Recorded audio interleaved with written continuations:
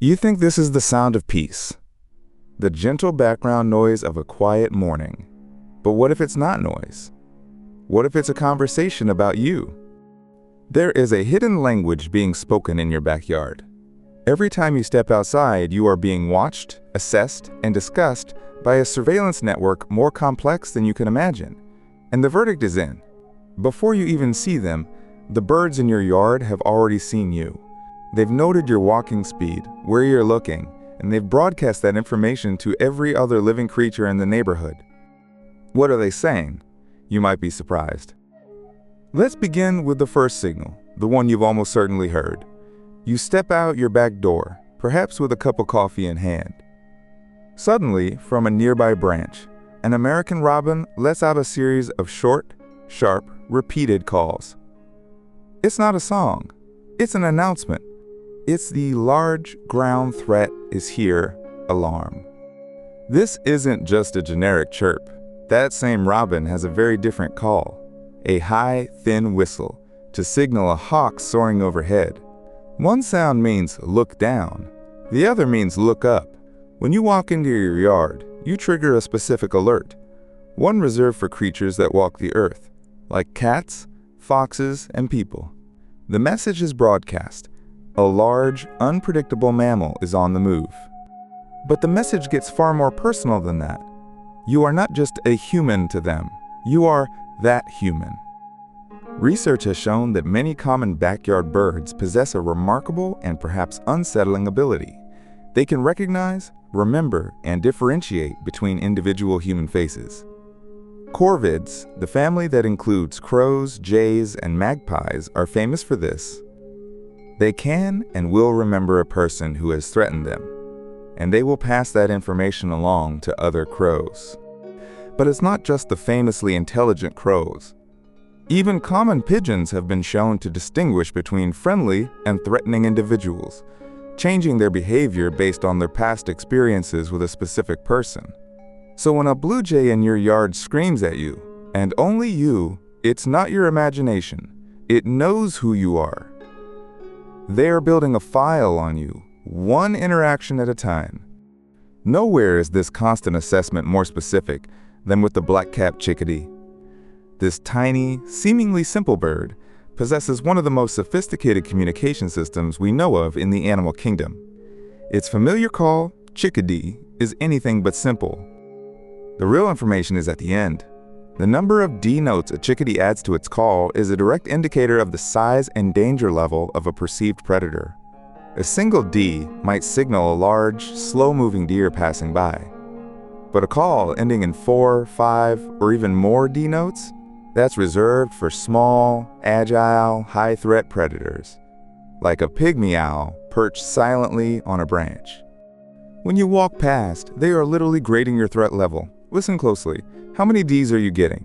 It is a moment-to-moment evaluation of your potential for harm, translated into a clear and quantifiable code. And this code isn't just for other chickadees. Your yard is a shared communication hub, a place of constant eavesdropping. When that chickadee makes its high-threat call, a nearby nuthatch freezes, a titmouse darts for cover. They are all tuned into the same frequency. This multi-species warning network is one of the most important survival tools in the woods and in your yard. Different species have different strengths. The jay has a keen eye for hawks, the robin is a master of spotting ground movement, the chickadee is a specialist in perched predators. When a blue jay lets out its iconic scream, it is treated as a confirmed hawk sighting by almost every other bird in earshot. The entire soundscape of the yard falls silent, as every creature waits for the danger to pass. Your presence can cause these ripples, this shared network lighting up with alerts that all point back to you. The data they are collecting is subtle. They are analyzing your body language. From a bird's perspective, a slow, predictable walking pace is seen as non-threatening. But if you move erratically, walking, then pausing frequently, then moving again, you become suspicious. You're acting like a predator that is stalking. And your gaze? It matters immensely. Direct eye contact is often interpreted as a predatory stare. When you turn your head to look right at a bird, you are signaling intent.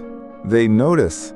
Their world is one of predators and prey, and they are masters at reading the subtle cues that mean the difference between life and death. Your simple glance is a piece of data they are constantly processing. This language of birds is not static, it evolves. Birds living in our bustling urban environments are becoming fundamentally different from their rural cousins. To be heard over the constant low-frequency rumble of traffic and machinery, city birds have learned to sing at a higher pitch and a faster tempo. Their songs are literally adapting to the acoustic landscape we have created. Beyond just their voices, their behavior changes too. Studies have found that urban birds are often bolder and better at problem solving. They have to be. Navigating the complex, dangerous, but resource-rich environment of a city requires a different kind of intelligence. They are not just living around us, they are adapting to us, their very communication shaped by our world. This constant communication of status and intent is on full display at a bird feeder. What looks like a chaotic flurry of activity is actually a highly structured society with a clear pecking order. Watch in slow motion. A tufted titmouse, a small bird with a big personality, will raise and lower the crest on its head.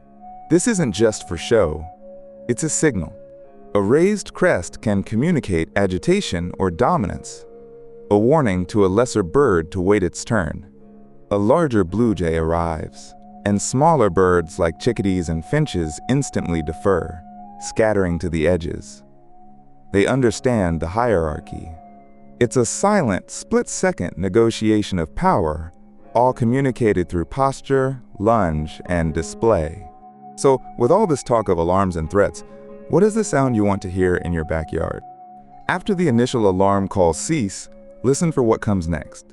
If you hear a quiet, continuous stream of soft, gentle chirps and twitters, you are hearing one of the most positive verdicts a bird can give. These are called contact calls. They are the sounds a flock makes when it feels safe and secure. It's how they maintain group cohesion while foraging, a constant, low-level signal that says, "I'm here, I'm okay, and all is well." The absence of sharp alarms, replaced by the gentle hum of contact calls, is the sound of a community that has assessed the situation and deemed it safe. It is the sound of acceptance. Over time, this acceptance can deepen into trust. The ultimate compliment from a backyard bird isn't a song. It's silence. It's indifference. Imagine you are out in your garden, moving slowly and predictably, focused on your work. A robin lands on the lawn just a few feet away.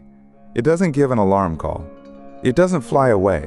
It simply turns its head, pulls a worm from the soil, and goes about its business, completely unconcerned by your presence. This is the goal. This behavior is a sign that the birds have learned you. They have watched you day after day. They have logged your movements, your patterns, your lack of threat. They have concluded that you are a benign, predictable part of the landscape. Your yard is no longer just a territory they visit.